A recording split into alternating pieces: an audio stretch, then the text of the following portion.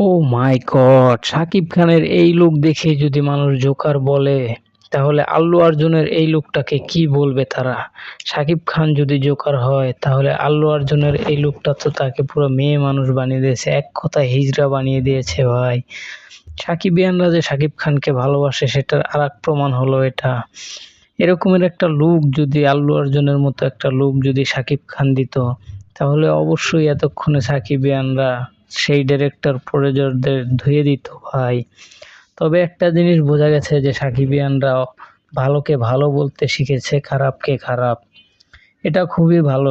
শাকিব খানের জন্য এটা খুবই গর্বের যে তার অন্ধভক্ত যারা ছিল তারাও এখন তার ভালো খারাপ দিকটা তুলে ধরতে পারতেছে। তো ভিউয়ার্স, আপনাদের কাছে কি মনে হয় যে শাকিব খানকে নিয়ে এই যে সমালোচনা করা হলো, এগুলো কি ঠিক করা হলো? অন্যদিকে আল্লু অর্জুনের এই লুক নিয়ে আপনার কি মতামত? কমেন্ট বক্সে অবশ্যই জানান।